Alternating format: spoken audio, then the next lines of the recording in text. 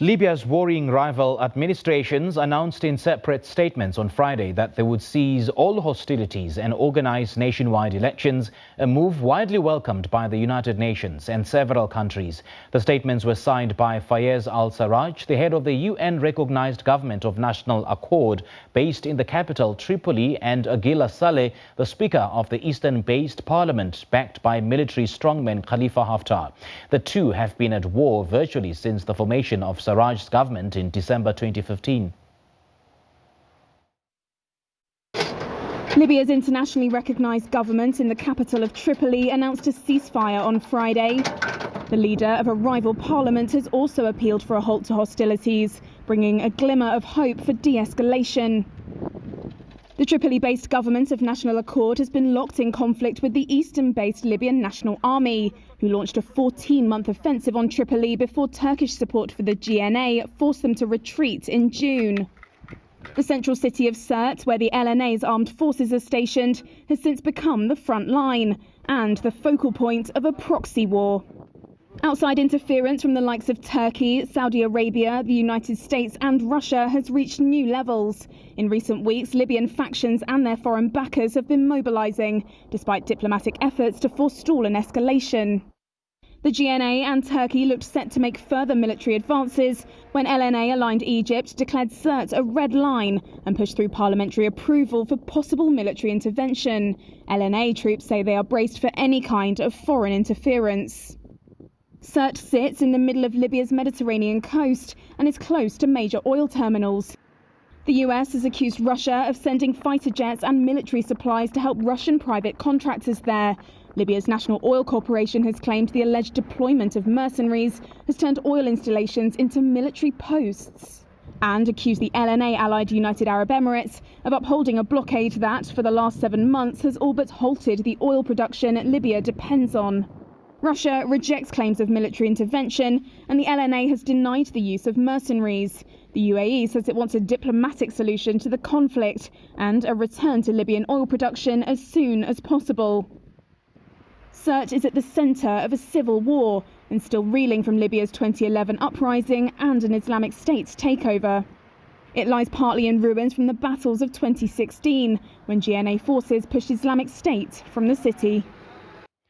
We're now joined via Skype by Sami Hamdi, the editor-in-chief of the International Interest, a current affairs analysis magazine. He comes to us from London. A very good evening to you, Sami. Thank you so much for joining us. Welcome to the Globe. Thank you for having me. Now, we see warring parties announcing that they would cease hostilities in Libya. Are you at all convinced that this could signal lasting peace for the country, which has saw a conflict raging on for the past 9 years? There is a famous Tunisian poet, Belqasim al-Shabi, who has a verse where he says that justice does not become possible until powers become equal, until there is a balance of power. This is the first time in the entire Libya conflict where we finally have a balance of power as a result of Turkish intervention that has managed to propel the GNA's military force to becoming on par with the forces of the Eastern Bloc, which are led by Khalifa Haftar in the field. And that's what's brought about this particular ceasefire, and that's what's even brought about an overtures from Turkey to Egypt. So one nation backing one side, talking to the nation backing on the other side. And the reason being is quite simple. It's that the cost of the Battle of Sirte, which is in central Libya, is far too high. If the GNA lose that battle, they lose all diplomatic leverage that they've worked very hard to gain since they drove Haftar away from the Tripoli offensive. And if Haftar loses the Sirte offensive, then suddenly the oil crescent in the east becomes under threat. And if the GNA take the oil crescent, then Haftar is all but finished. And that's why, because the stakes are so high and because the powers are so balanced, now the interests have become aligned in that a ceasefire has become necessary. And this ceasefire now protects the interests of all the international parties. It's important to emphasize here, this is a ceasefire brokered by the international power brokers, who are Turkey, Russia and Egypt, and with Germany and US on the side. This is Turkey, Egypt and Russia saying, look, we all now have our corners in Libya. Turkey is focusing on the west with the Al-Watiya air base and the Misrata naval base. Russia has the Al-Jufra air base.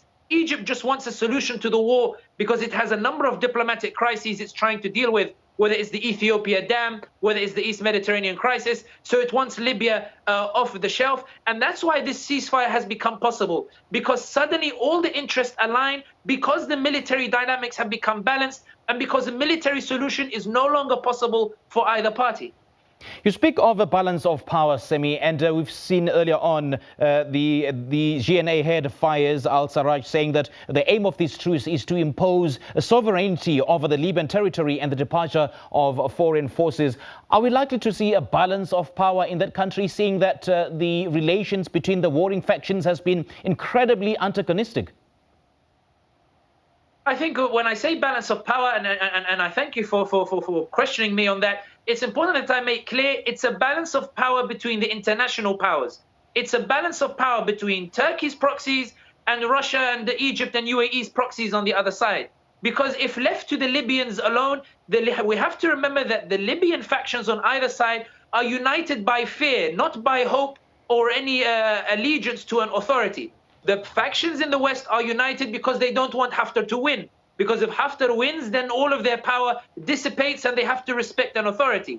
And still likewise in the East, they all follow Haftar because they know that if the Western forces win, then they will be obliterated from the political scene and from the military scene. That's why the Libyans have always tried to sort out their differences militarily. But the international powers, they've come to realize that without those international powers, neither of these people, neither of these factions have the power to assert themselves. And this is why I say it's a ceasefire brokered by the international powers. Turkey is not giving permission for the GNA to attack Sirte because it's concerned that Egypt might get involved. And Egypt and Russia are not giving the permission to Haftar to attack the West and try to take back Sirte because they want to negotiate with Turkey in order to cement their own interest. That's why it's a matter that's out of the Libyan hands and being negotiated by the powers. I think, and of course it's a very unpopular thing to say, and it's not necessarily something that many people are prepared to say on TV, but the reality is that Egypt's President Sisi was integral in bringing about this ceasefire, and it could not have been brought about without negotiations with Sisi, because Egypt was genuine about entering Libya and sending its forces into Libya, and that's what made Turkey hesitate and think, okay, let's do damage limitation. What are my priorities? My priorities are the East Mediterranean, and to establish a naval base in the Mediterranean in order to ensure that I can have access to resources and in order to push back against Greece, push back against Israel and Egypt. If that's my aim, that's my goal, I secured that goal, there's no point in going after Sirte and antagonizing the Egyptians. That's why it's a balance of power between the international powers, not necessarily the Libyans. There's now suggestions that the foreign forces and the mercenaries' influence and hold and the vested interest in Libya is so deeply embedded and so deeply entrenched, and that it will be very, very difficult getting rid of them. So is this even a possibility? I think we have to remember that Sisi has already proposed the Cairo Initiative, which states that there should be elections in 3 different areas. Elections in the West in GNA-controlled territory, elections in the East in the Tobruk-controlled territory by Aguila Saleh and Haftar, and elections in Fazan in the South, which is another oil area. And each of these elections should produce a different number of ministers. So the GNA will get 9 ministers, the Tobruk in the East will get 7 ministers, and Fazan gets 5 ministers. And the idea is that there will be this unity government, this coalition government that respects some sort of power balance. I think the aim of this is to tentatively try to bring the powers closer to some sort of agreement, to some sort of coming together. The mercenaries will stay there as long as there continues to be hostilities between the parties. In other words, I think the mercenaries will stay there until the final stage of the completion of a political process, because quite frankly, there is no trust, and Turkey doesn't want to send its own forces. It prefers to fight via mercenaries. Egypt prefers to fight via mercenaries. UAE prefers to fight via mercenaries. France the same, and so do Russia. All of them want to fight via mercenaries. Nobody wants to get their hands dirty. Also, the mercenaries, and it's very ironic and quite dark and very crude to say, the mercenaries are the only powers that are capable of keeping the Libyan factions who continue to fight between themselves. The mercenaries are the only powers that can keep them in check. In other words, the threat of the mercenaries as a force to keep the GNA factions in check and keep the Haftar in check, this, in a dark way, may well prove useful in forcing a maintaining of that military balance that forces the parties to talk and forces the parties to take the political process seriously. That's the dark reality that we're dealing with in Libya. But Aguila Saleh, the Speaker of the House of Representatives, says that this particular truce or ceasefire will block the way for foreign military intervention. I suppose then it's only prudent that we start analyzing the powers that this particular truce have. That's true. I think with Aguila Saleh, I think it's important that your constant reference to Aguila Saleh actually speaks volumes to how much Aguila Saleh has become important in the Libyan scene. And it's important to stress this point because many people believe that Haftar is the greatest threat to this truce, that Haftar is the greatest threat to this political process. And the reason that Aguila Saleh is mentioned so much and why I refer to him here is that Egypt and Russia have been making a concerted effort to empower Aguila Saleh at Haftar's expense. There is a clear effort going on in the East by the international powers involved in the East to weaken Haftar and strengthen Aguila Saleh to push for that political process. So in other words, when Aguila Saleh is talking about the truce trying to prevent international intervention in Libya or further international intervention, Aguila Saleh, in my opinion, is making a veiled reference to the idea of the other international powers forcing the factions back to war, whether it's UAE or France, who are very intent on restoring the war so that they can try to settle their differences. Aguila Saleh is correct. The truce stops international intervention insofar as it stops the international powers pushing for war. And I think now with the ceasefire, we see that the international powers are in agreement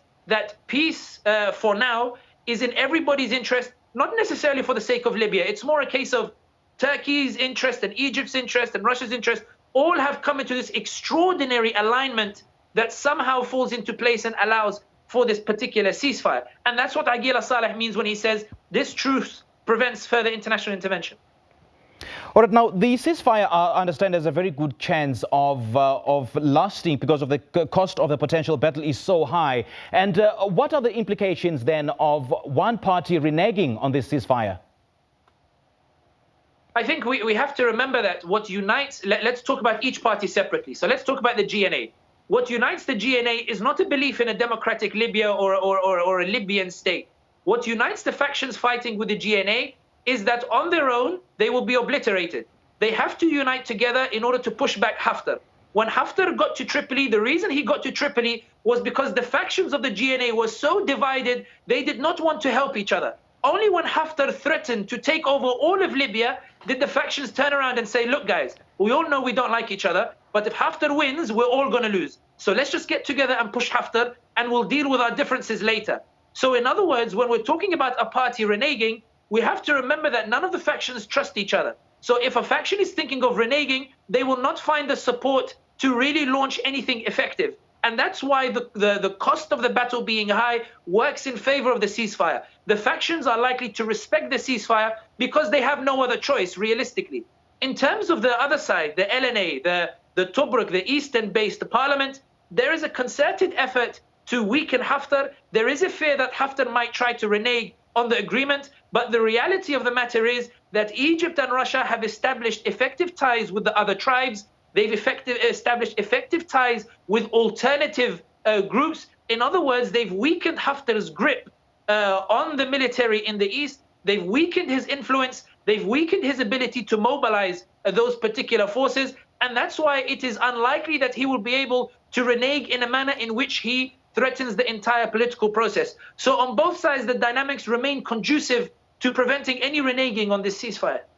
Sami Hamdi, Editor-in-Chief of the International Interest, the Current Affairs Analysis magazine, speaking to us live from London. Thank you so much for joining us. Thank you for having me.